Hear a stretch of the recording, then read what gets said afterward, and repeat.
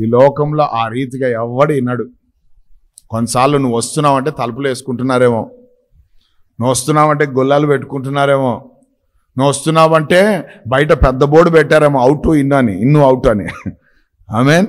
దేవునికి స్తోత్రం. కానీ మనం ఆరాధించు దేవుడు, నువ్వు ఎవరినైతే నమ్ముకొని ఉన్నావు ఈరోజు, ఆయన చెవి ఆలకించేవాడై ఉన్నాడు. అందుకే అందరూ ఆయన దగ్గరికి వస్తారు. ప్రైజ్ ది లార్డ్, హల్లెలూయా. ఇంకొక అద్భుతమైన విషయం చెప్తున్నాను. మలాకి గ్రంథంలో అంటాడు, దేవుని యందు భయభక్తులు కలిగిన వారు ఒకరితో ఒకరు మాట్లాడుకొని చుండగా ఆయన ఏం చేస్తాడంట, మన దేవుడు చెవియోగి. ఇద్దరు పిల్లలు మాట్లాడుకుంటే తల్లిదండ్రులు ఆలకిస్తారా లేదా?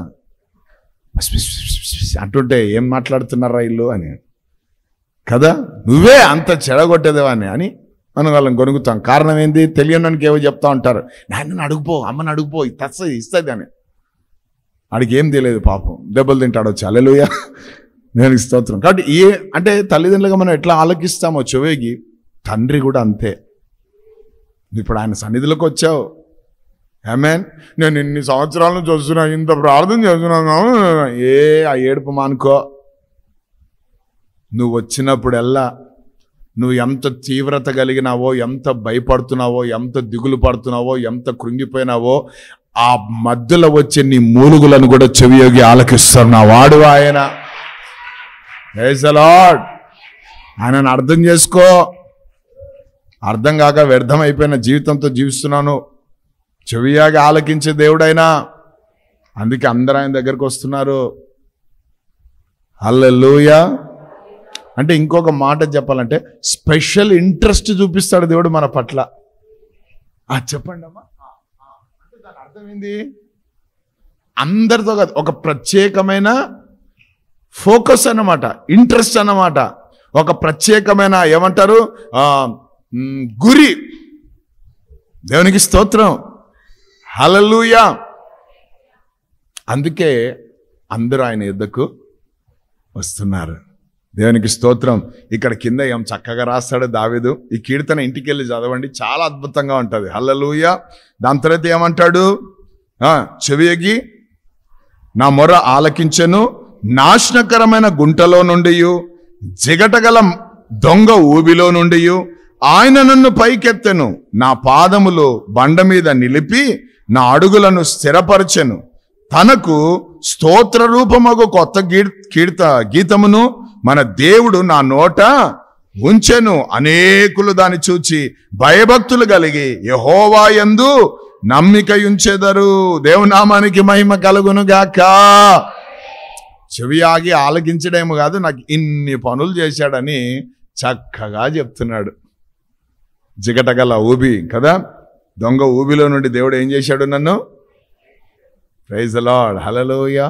పైకి ఎగిరేదను, పైకి ఎగిరేదను. హల్లెలూయా. ఎగిరే వాళ్ళు అందరూ ఒకసారి ఆమేన్ చెప్ప. దేవునికి స్తోత్రం. ఎందుకైనా చెవియోగి.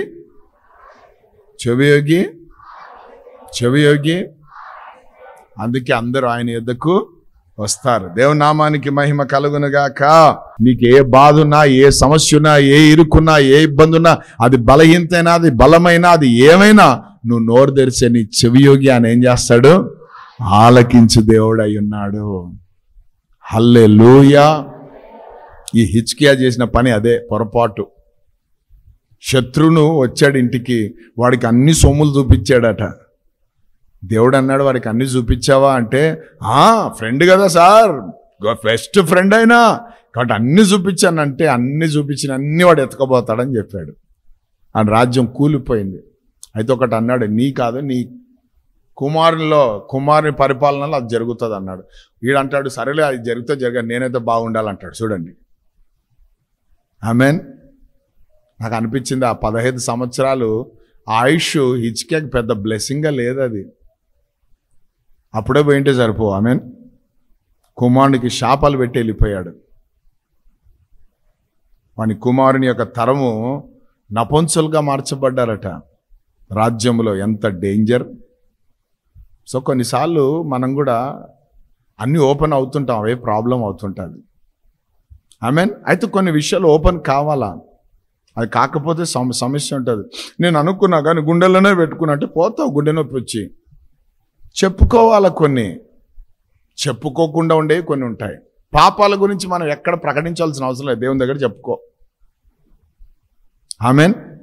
అయ్యా నాకేదో ఇవ్వాలనిపించింది అయ్యా, కాకపోతే నేను లోపలనే పెట్టుకున్నాను, వేరే వాళ్ళు ఇచ్చినారయ్యా, అబ్బా ఎంత పని అయిపోయింది అంటే చూసావా ఎంత పోయిందో. అట్లుంటుంది అనమాట. అటువంటి కాదు, ఒప్పుకోవాలి. కానీ కొన్ని ఉంటాయి, జాగ్రత్తగా మనం డీల్ చేయాలి. హల్లెలూయా. ఆయన ఏమై ఉన్నాడు? చెవియోగి ఆలకించేవాడు. చివరిగా చూడండి, యాకోబు రాసిన పత్రిక 1వ అధ్యాయము 5 నుండి 8 వచనాలు. James 1:5 and 8. మీలో ఎవనికైనను జ్ఞానము కొదువుగా ఉన్న ఎడల అతడు దేవుని అడగవలెను, అప్పుడు అది అతనికి అనుగ్రహింపబడును. ఆయన ఎవరిని గద్దింపక అందరికి ధారాళముగా దయచేయువాడు. అందరికి ఏం చేస్తానంట? ధారాళముగా దయచేయువాడు. అయితే అతడు ఎంత మాత్రమును సందేహింపక విశ్వాసముతో అడగవలెను. సందేహించువాడు గాలి చేత రేపబడి ఎగురుపడు సముద్ర తరంగమును పోలియుండును. ఆమేన్. చాలండి, దేవునికి స్తోత్రం. ఇక్కడ మనం గమనించవలసిన విషయం, అందరూ ఆయన యుద్ధకు రావడానికి ఇంకొక అద్భుతమైన కారణం ఏంటంటే, ఆయన ఎవరిని గద్దించకుండా అందరికీ కూడా ధారాళముగా దయచేయువాడు. ఎటువంటి వాడైనా ధారాళముగా దయచేయడం అని చెప్పండి. దానికంటే ముందు ఆయన గద్దించేవాడు కాదు. మిస్అండర్స్టాండ్ చేసుకున్నాం దేవుణ్ణి మనం. ఆమేన్. ఆయన గద్దించేవాడు కాదు, ఆయన ప్రేమించేవాడు. అంతేకాదు, గొప్ప విషయం ఏంటంటే ఆయన ధారాళముగా దయచేవాడు. అందరూ ఆమేనని చెప్పండి. ఎట్లా అంట? ధారాళముగా, పిసినారితనంగా కాదు. ఏమైనా ఆయన గద్దించేవాడు కాదు. నీకు ఏదున్నా ఓపెన్గా చెప్పుకో దేవుని దగ్గర. ఆయన గద్దించేవాడు కాదు, ఆయన ధారాళంగా నీకు దయచేయువాడు. దేవునికి స్తోత్రం. హల్లెలూయా. అన్న ఒక ప్రార్థన చేసింది, ఒక కుమారుని ఇస్తే నేను నీకు ఇస్తానని. తెచ్చి ఇచ్చింది. ఇచ్చినందుకు దేవుడు ఏం చేశాడు? 5 మందిని ఇచ్చాడు. అది ధారాళంగా. ఈమె అడగకుండా పొందుకుంది అనమాట. అందరూ ఆమెందని చెప్పండి. ఒక్కరినేమో అడిగి పొందుకుంది, మిగతా వాళ్ళంతా ధారాళంలో ఉన్న వాళ్ళంతా కూడా. మా అమ్మ కూడా అదే చేసింది. ఆమెను ఒక కుమారుని ప్రభువా నీకు సేవకు అప్పచెప్తాను, ఇస్తానని చెప్పిదట. దేవుడికి అది ఇష్టమైంది. ఆమెన్. ఒక్కరిని అడిగినందుకు ఆమెకి దేవుడు ఎంతమందిని ఇచ్చాడు తెలుసా? మేము 6 మంది. దాంట్లో I'm the last. Amen. But not least. Amen. ధారాళంగా దయచేయవాడు. అంతే. ఇక ఆయన నిన్న నేడు నిరంతరం ఒకే రీతిగా ఉన్న దేవుడు. ఆయన ఎవరిని ఏం చేయడు? గద్దించాడు. ఆయన దగ్గరకు వచ్చినప్పుడు ఆయన ఏం చేయడు? నోర్మై అని అన్నాడు. దేనికి స్తోత్రం. నీ నోటిని బాగా తెరువు, నేను నింపుతాను అంటాడు. ఏమేన్. నోటు తెరిచి గట్టిగా ఒకసారి నింపబడి అంతగా ఒకసారి గట్టిగా హల్లెలూయా చెప్పండి. ఎడారిలో మాంసం ఎవరైనా తినేది చూసావా? ఆమేన్. 30 లక్షల మందికి ఎన్ని టన్నుల మాంసం కావాలా? ఎన్ని వధ జరగాల? ఏమేన్. కానీ ఏం చేశాడు? ఒక తూర్పు గాలిని అట్లా వీపించేసాడు అంతే. ఉదయాన్నే చూస్తే ఈ మున్నాళ్ళ గుడాల ముందు వచ్చి పడే అంట. ఏంటి? పూరెళ్ళు అనండి అందరు కూడా. దేవునికి స్తోత్రం. దేవదూతలు వండి పంపించేశారు అంతే. ఇక వచ్చి పడితే ఇంకా చూడండి, మామూలు తిండి కాదు ఆ రోజు. ఒక్కొక్కడు నాసికారంధ్రం అంత తిన్నాడట. అంటే అన్న కూడా ముక్కనేక, ముక్కు వరకు. పళ్ళల్లో ఇంకా మాంసం అట్లా ఉన్నప్పుడే దేవుడు ఏం చేశాడు? ఎందుకు? వారి యొక్క ఆసక్తి, ఆశ వాడిని చంపేసింది అంతే. తిండిపోతుతనం వాడిని చంపిద్దని చెప్పండి. ఏందన్నా దేవుడు తిండి పెట్టి చంపినాడంటే, తిండి పెట్టి ఎప్పుడు చంపడైనా. నువ్వు ఎక్కువ తిని నువ్వు చచ్చిపోతావు.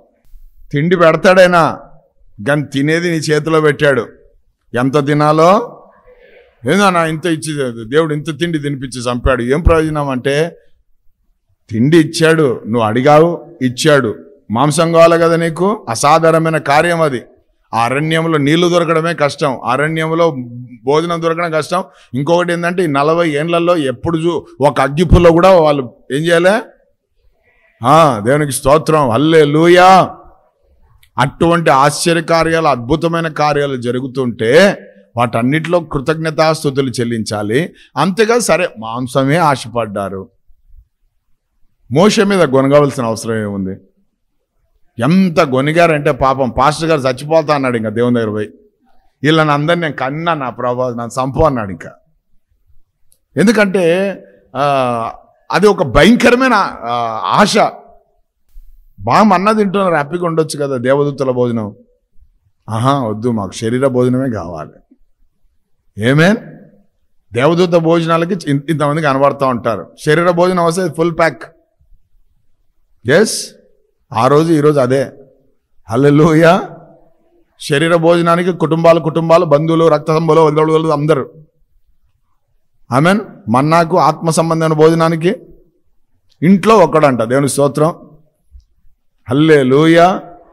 2 పెద్దలు, 3, 4 ఎక్కడో ఉంటారు. చిన్న పిల్లోడు వచ్చింటాడు, వచ్చేవాడు కూర్చొని ఇక్కడ నిలబడి లాస్ట్లో వస్తాడు ఇట్లా బైబిల్ పట్టుకొని, పెద్ద బైబిల్. వాడు మళ్ళీ వానికి ఒక ప్రేయర్ రిక్వెస్ట్ ఉంటుంది. భాషయా అంటాడు. ఏంది బాబు అని అంటే షోలోనే చెప్పాలా వాడు. ఎంతోమంది వస్తుంటారు పిల్లలు, చెప్పరా అని అంటే మా నాయన తాగుతాడు, మా అమ్మ కొట్లాడుతుంది, ఇద్దరు కొట్టుకుంటున్నారు, వాళ్ళ కోసం ప్రార్థన చేయ, వాళ్ళ మందిరంకి వచ్చేటట్టు అంటాడు వీడు. ఈయనకున్నంత భారము, జ్ఞానము ఆ పెద్దలకు రాలే.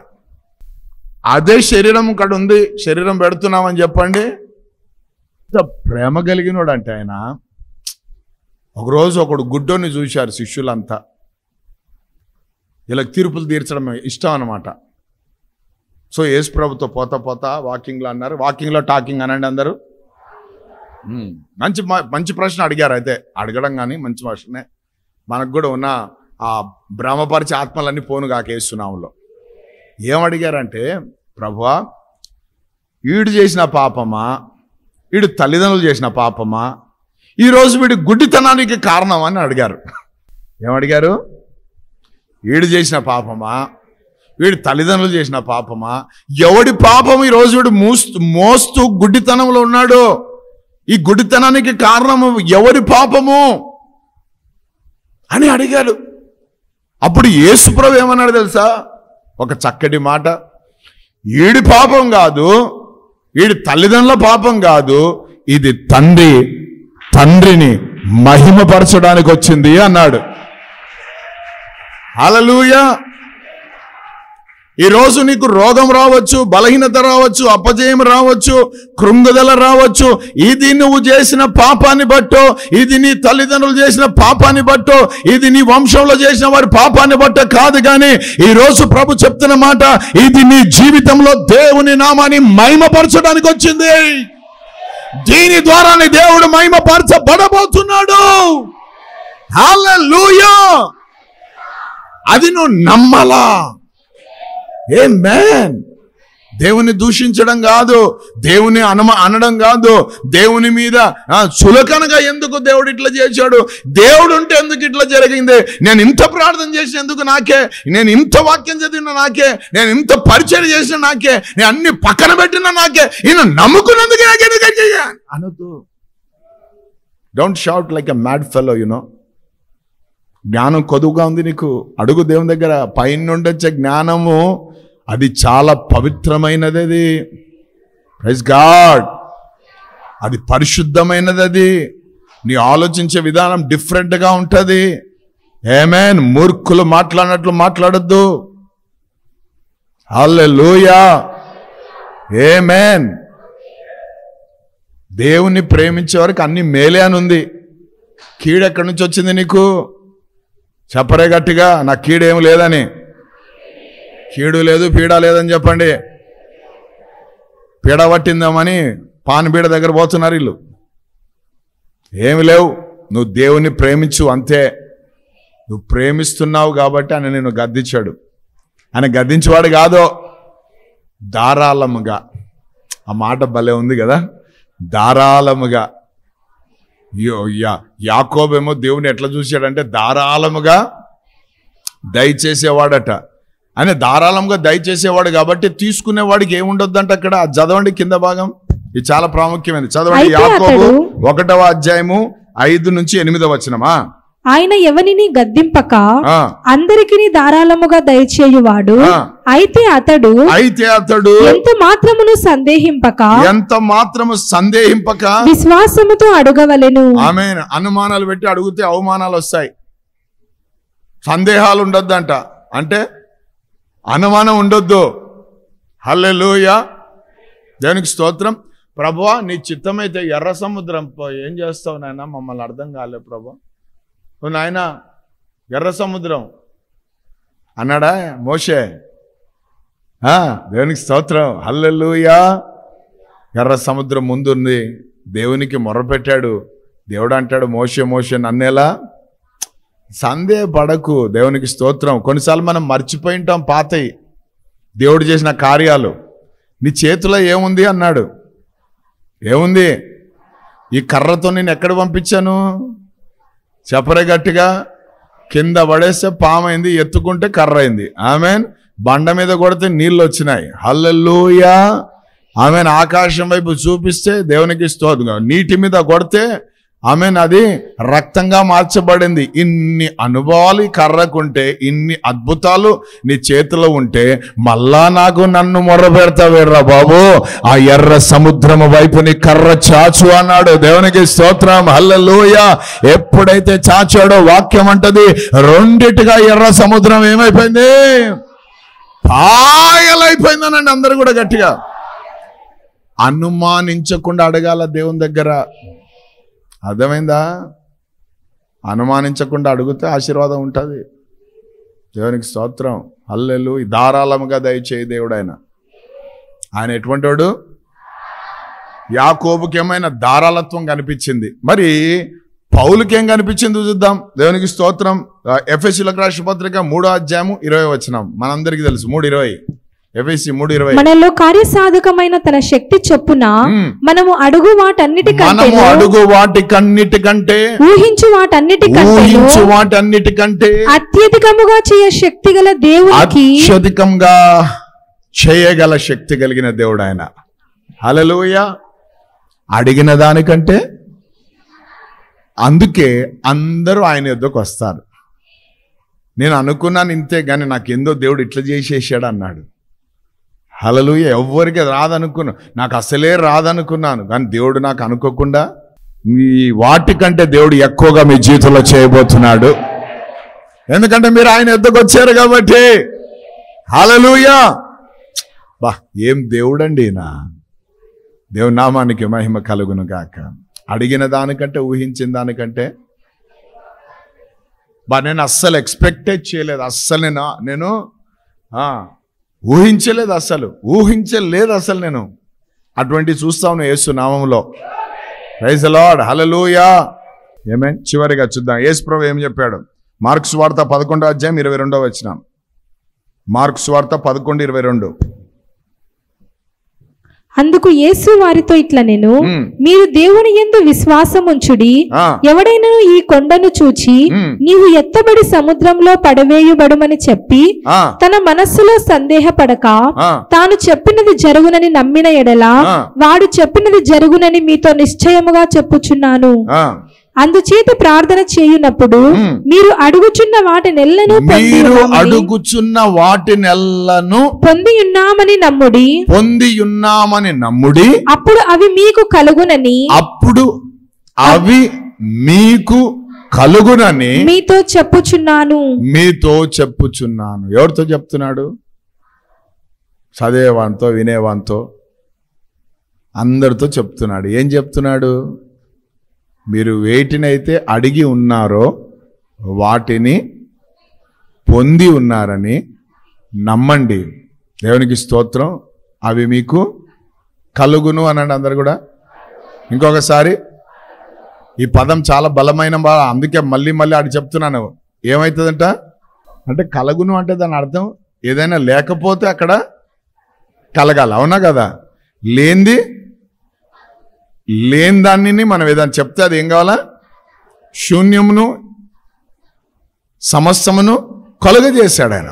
హల్లెలూయా. శూన్యాన్ని సమస్తముతో నింపాడు ఆయన. దేవునికి స్తోత్రం. ప్రార్థనలో ఉన్న పవర్ ఏంటంటే, ఆయన యుద్ధకు అందరు ఎందుకు వస్తారంటే, ఆయన ఎటువంటి దేవుడై ఉన్నాడంటే, నువ్వు ఏమైతే అడిగి ఉన్నావో వాటిని పొందుకున్నానని నువ్వు నమ్మిన ఎడల దేవుడు ఏం చేస్తాడు తెలుసా? అవన్నీ నీకు కలుగుతాయట. ఆమేన్. దేవునికి స్తోత్రం. ఎటువంటి కలుగుతాయంటే, నువ్వు అడిగిన దానికంటే ఊహించిన దానికంటే అత్యధికంగా కలుగుతాయి. హల్లెలూయా. దేవుని నామానికి మహిమ కలుగును గాక. కలుగుతాయి అంతే, నమ్మాలా. ఆమేన్. నువ్వు ఏమైతే అడిగి ఉన్నావో అది పొందుకున్నావని నమ్మిన ఎడల నీకు అది కలుగును. దేవునామానికి మహిమ కలుగును గాక. ఆమేన్. ఒక పాల్ యాంగిచో గారు, దైవ సేవకుడు, ఒక మంచి సాక్ష్యం చెప్పారు. వాళ్ళ చర్చిలో ఒక ఆమె వచ్చిందట. ఆమెకు క్యాన్సర్తో బాధపడుతుందట. స్టేజీలు ఉంటాయి కదా, ఆ స్టేజీలు దాటిపోయినాయంట. చాలా సీరియస్ క్యాన్సర్. సో అటువంటి క్యాన్సర్తో ఆమె బాధపడుతుంటే పాస్టర్ గారు వాళ్ళ ఇంటికి వెళ్ళారట. అంటే వాళ్ళ ఇంట్లో పిలిచింటే వెళ్ళారట. వెళ్తే ఆయన లేడంట, వాళ్ళ హస్బెండ్. ఆమె ఒక్కతే ఉందట. ఉన్న తర్వాత వాళ్ళు ఏమన్నారంటే తెలుసా? పాస్టర్ గారు మీ ఇక్కడ రెస్ట్ తీసుకోండి, మీకు భోజనము అన్నీ పెడతారు వాళ్ళు, అవి అని చెప్పారంట. సరేనా, ఆ ఇంట్లో ఉంటే ఆమె భోజనం పెట్టలేదంట, కానీ దేవుని వాక్యం నుంచి ఏవేవో అడుగుతూ ఉందట. నేను అన్నీ చెప్పి, మరి దేవుడు ఉంటే నాకెందుకు క్యాన్సర్ రావాలా, నేను ఇంత ప్రార్థన చేస్తే నాకెందుకు ఇంత క్యాన్సర్ రావాలా, నాకు అది ఇది అని ఇంకా అంతా ఒకలాగా వ్యతిరేకంగా మాట్లాడుతుంటే అప్పుడు ఈ దైవసేవకుడు అన్నాడంట, దానికి ఒకటే ఒక మార్గమమ్మా. యెషయా గ్రంథం 53:4, ఆయన పొందిన దెబ్బల ద్వారా మనకు స్వస్థత కలుగుచున్నది అన్న మాట ఉంది. నువ్వు ఆ మాట నమ్మి, దేవునికి స్తోత్రం, నన్ను స్వస్థపరిచినందుకు వందనాలు, నన్ను స్వస్థపరిచినందుకు వందనాలు అని ఒక 10,000 సార్లు రాయి అన్నాడట. ఏమన్నాడట?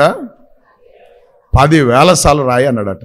అని చెప్పి వెళ్ళిపోయినాడట. కానీ ఏం జరిగిందంటే, ఈయన కొంచెం జోక్గా చెప్పినట్టు అనిపించింది, కానీ ఆమె దాన్ని సీరియస్గా తీసుకొని బుక్కులు అయిపోయేసిందట. బుక్కులు అయిపోయేసినాక 2 నెలలకో 3 నెలలకో, నెలకే ఈమె పోతుందని చెప్పాడంట ఆ డాక్టర్ గారు. అట్లుంటే ఆమె 3 నెలల తర్వాత మందిరానికి వచ్చిందట. వచ్చి రావడమే అయ్యగారు అన్నదట. చెప్పమ్మా అంటే, మీరు చెప్పినట్లు నన్ను దేవుడు స్వస్థపరిచాడు.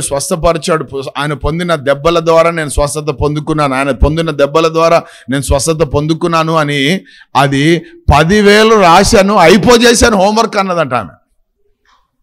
ఆమేన్. హల్లెలూయా. ఈయన గుర్తు కూడా లేదట. ఏంది 10,000 అని? ఏంటంటే, మీరు ఆ రోజు చెప్పారు మా ఇంటికి వచ్చినప్పుడు, నేను 10,000 సార్లు రాశాను అని అంటే, అవునా, మరి ఎట్లుందమ్మా నీకు అని అంటే, 1 నెలలో పోతావు అన్నాడు డాక్టరు. 3 నెలలైంది, నాలో నొప్పి బాధ అంత తొలగిపోయింది, ప్రభు నన్ను సంపూర్ణమైన ఆరోగ్యంతో నింపాడు అన్నదట. హల్లెలూయా.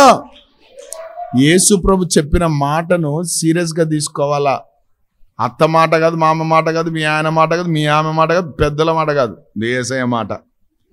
వాళ్ళందరికంటే సీరియస్గా తీసుకోవాలా. ఏమన్నాడైనా, మీరు ఏమైతే అడిగారో అది పొందుకున్నామని నమ్మినడలా అది మీకు కలుగును అన్నాడు. నువ్వు అడుగున్నావు, పొందుకున్నందుకు స్తోత్రం చెప్పడం నేర్చుకో. ఆమేన్. నువ్వు కార్యం చూస్తావు. హల్లెలూయా. అందుకే అందరు ఆయన దగ్గరికి వస్తున్నారు. ఆమేన్. ఆయన దగ్గరికి వచ్చిన మనం ఆయన ఎటువంటి వాడై ఉన్నాడో మనం నేర్చుకున్నాం. ఒకటి ఏంటది? ఆయన ఆలకించేవాడు. రెండవదిగా శోసివేయనివాడు. మూడవదిగా చెవియొగ్గేవాడు. నాలుగవదిగా ఆయన గద్దింపక ధారాళముగా అనుగ్రహించేవాడు. ఆమేన్. ఐదవదిగా ప్రైజ్ ద లార్డ్. హల్లెలూయా. అడిగిన దానికంటే ఊహించిన దానికంటే. ఆరవదిగా ఆయన కలుగజేసేవాడు. దేవునికి స్తోత్రం. అందుకే అందరూ ఆయన ఎద్దకు వస్తారు. ఆమేన్. ప్రార్థన ఆలకించువాడా, సర్వ శరీరులు నీ యొద్దకు వచ్చెదరు. ఆయన యొద్దకు రావడానికి కారణాలు ఇవే. ఆమేన్. దేవునికి స్తోత్రం. అటువంటి ప్రేమ కలిగిన దేవుణ్ణి మనం కలిగి ఉన్నాం. ఈరోజు ఆయన మన గుండెల్లోనే ఉన్నాడు. ఆయన హల్లెలూయా. సో ఆయనతో మాట్లాడడం మానుకోవద్దు. ప్రార్థనకు ఆమేన్ నీవు నిర్లక్ష్యము చూపించవలసిన అవసరం లేదు. ప్రార్థన అంటే ఒక ఊపిరిగా మార్చుకోవాలి. నువ్వు ఈరోజు మారు మనసు పొందాలి. నువ్వు ప్రార్థనకి ఎంత దూరమైనావో ఒక్కసారి నిన్ను నువ్వు పరీక్ష చేసుకో. ప్రార్థన విడిచి ఎట్లా తిరుగుతున్నావో నిన్ను నువ్వు జ్ఞాపకం చేసుకో. ప్రార్థన లేని దినాలు నీ జీవితంలో ఎన్నున్నాయో ఒకసారి తలపోసుకో. ఈరోజు ఆయన సన్నిధిలో మోకాళ్ళ మీదకి రా మోకాళ్ళ మీదకి. సమూయేలు అంటాడు, మీ నిమిత్తము నేను ప్రార్థన చేయకపోతే యెహోవా దృష్టిలో నేను పాపము చేసిన వాడని అవుతాను అంటాడు. ప్రార్థన చేయకపోవడమే పెద్ద పాపం. ఆయనతో మాట్లాడకపోవడం, ఆయనతో సహవాసం చేయకపోవడమే పాపం. ఈరోజు ఆయనతో మాట్లాడడం, ఆయనతో సహవాసానికి దూరం అయ్యావు కాబట్టే ఒక రకమైన శాపం అనుభవిస్తున్నావు. నువ్వు ఒక రకమైన బలహీనత అనుభవిస్తున్నావు. ఒక రకమైన కష్టం, వేదన, మనోవేదన. అంతేకాదు ఇందాక మనం నేర్చుకున్నట్లు భ్రమపరిచి ఆత్మలు పని చేస్తున్నాయి నీ లోపల. ప్రతి మాటకు నువ్వు లోబడుతున్నావు, ప్రతి మాటకు చెవిగిస్తున్నావు, ప్రతి మాట నమ్ముతున్నావు. నువ్వు ఈ లోక సంబంధంగా శరీర సంబంధంగా పలుకే ప్రతి పలుకులను, వాటన్నిటినీ జయింపజేసేది నీవు చేసే ప్రార్థన. నీకు ఒక అద్భుతమైన విషయం చెప్తున్నాను. యేసు ప్రభువారు బాప్తిసము తీసుకున్న తర్వాత ఆయన ప్రార్థన చేయుచుండగా ఆకాశము తెరవబడింది. పరిశుద్ధాత్ముడు పావురము వలె ఆయన మీదికి దిగి వచ్చాడని వాక్యం సెలవిస్తా ఉంది. ఆయన నీళ్ళ ఒడ్డున వచ్చి ప్రార్థన చేయుచుండగా నువ్వు ఎప్పుడు మోకరించి ప్రార్థన చేసినా నీ మీదికి దేవుని ఆత్మ దిగి వస్తాడు. నువ్వు ఎప్పుడు మోకరించి ప్రార్థన చేసినా దేవుని యొక్క మహాశక్తితో నువ్వు నింపబడతావు. నువ్వు ఎప్పుడు ప్రార్థన చేసినా చిత్తములో మూడో వ్యక్తి అయిన పరిశుద్ధాత్ముని చేత నువ్వు మండించబడతావు. ఇంకో అద్భుతమైన విషయం తెలుసా? ఎప్పుడైతే పరిశుద్ధాత్ముడు ఆయన మీదకి దిగి వచ్చారో ఆకాశముల నుండి ఒక స్వరం వినబడతా ఉంది. ఇతడు నా ప్రియ కుమారుడు, ఇతనందు నేను ఆనందిస్తున్నాను అని. ప్రియ సహోదర సహోదరి విను, ఇదొక అద్భుతమైన పాఠం. ఆత్మ చెప్పే సంగతులు చెవులు గలవారు విందురుగాక. నీవు ప్రార్థిస్తుండగా పరిశుద్ధాత్ముడు నీ మీదికి దిగి వస్తాడు. పరిశుద్ధాత్ముడు ఎప్పుడైతే నీ మీదికి దిగి వస్తాడో పరలోకముందున్న తండ్రి స్వరమును వినడం ప్రారంభిస్తావు.